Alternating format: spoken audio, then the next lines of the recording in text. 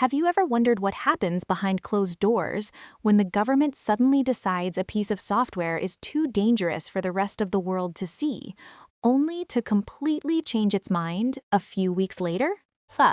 That is exactly the chaotic drama unfolding right now in the AI industry. Because the United States government, under the Trump administration, just dropped its heavy-handed export restrictions on Anthropic's highly advanced Mythos and Fable models. Starting on July 1st, Anthropic is finally restoring public access to these systems, which are widely considered to be some of the most capable models ever released. To understand how we got here, you have to look back to June 12th, Fable, when the government suddenly slapped these products on a list of export-restricted technologies.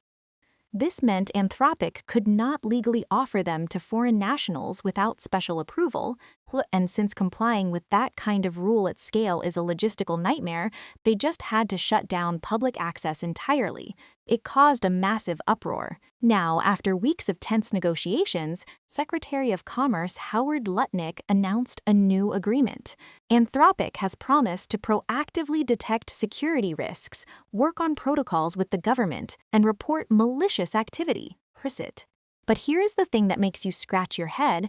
Anthropic had already promised to do all of that voluntarily months before the ban even existed. That is why so many cybersecurity experts were incredibly skeptical of the ban from day one.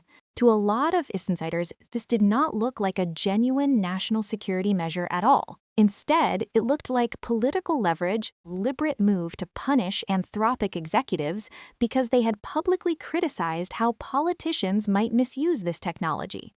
The whole situation is a perfect example of the erratic approach to tech policy right now. Originally, Mythos was tightly controlled back in April just to make sure it could not be used to exploit software vulnerabilities, and then Fable was released with extra guardrails in June. But the global landscape does not wait for Washington politicians to make up their minds. Asian tech companies are moving incredibly fast, releasing their own massive models like Fugu and Tulongfeng, which are rapidly approaching the capabilities of Mythos. That massive international pressure essentially forced the United States government to back down, realizing that if they throttle their own domestic champions, they will lose the global race. So Lutnick cleared Mythos for select customers, and we are seeing similar tight controls on OpenAI models as well. This entire saga, including a controversial executive order in June pushing for pre-release model reviews, has left the industry completely bewildered. Analysts like Dean W. Ball, who recently took a policy role at OpenAI, have strongly criticized the lack of clarity.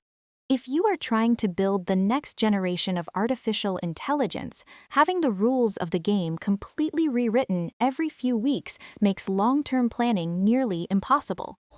It really shows how messy the intersection of cutting-edge technology and global politics has become, and it leaves us all wondering what the next sudden regulatory roadblock will be.